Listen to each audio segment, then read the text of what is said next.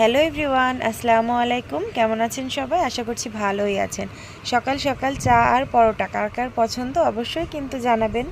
তো চা নাস্তা শেষ করার পরপরই দেখলাম যে বাজার থেকে বেশ কিছু চিংড়ি মাছ পাঠাইছে। তো এই চিংড়ি মাছগুলোই এখন কোটা বাছা করে নেব। তো ওয়ালিদ বলল, মা আমাকে আগে একটু চিংড়ি মাছ ভেজে দাও, পরে ভাত দিয়ে খাবো। তো আমি ওকে চিংড়ি মাছ ভেজে দিলাম। আমি কিন্তু খোসা ফেলেই চিংড়ি মাছগুলো ওকে ভেজে দিয়েছি। গরম ছিল, এ কারণেও হাতে ধরতে পারছিল না।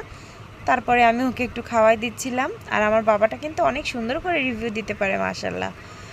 দেখেন ও খাওয়ার পরে কি সুন্দর করে বলবে যে অনেক মজা হয়েছে। গরম থাকার কারণে ও গালেও নিতে চাচ্ছিল না। তারপরে আমি একটু ফু দিয়ে ওকে ঠান্ডা করে খাওয়ালাম। এই দেখেন কি সুন্দর করে বলতেছে। আর তার ফাঁকে দিয়ে একটু আম কেটেও নিলাম আমরা। আর এখানে রান্না করছিলাম আলু দিয়ে, মাছ দিয়ে। এগুলো কিন্তু গতকালকে আমি যা রান্না করছি তাই দেখাইতেছি। আর লাউ ভাজি আর কিছু চিংড়ি মাছ ভুনা করছিলাম। আর এই কাঁচামরিচগুলো কিন্তু আমাদের মাঠ থেকে নিয়ে আসছিলো, একদম লাল লাল মরিচ। এই যে চিংড়ি মাছ ভুনা। আর আজকে সকালে ঘুম থেকে ওঠার পরই দেখলাম যে কতগুলা কবুতর জবাই করে দিছে আমার শ্বশুর আব্বু। এগুলা কিন্তু আমাদের পালা কবুতর।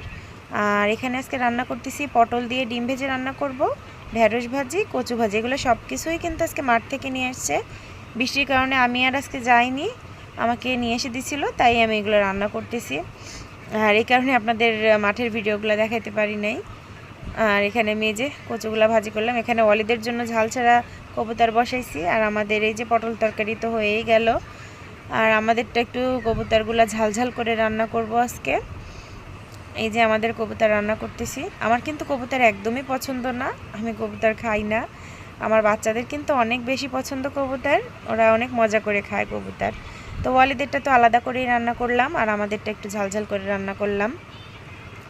আর তারপর পরই যে বৃষ্টিতে তো ওয়ালিদ আবার বৃষ্টিতে ভিজতে গেছে। আর এখানে ও শীতে দেখেন কিভাবে বসে আছে। আজকে আমরা সবাই বৃষ্টিতে ভিজছি।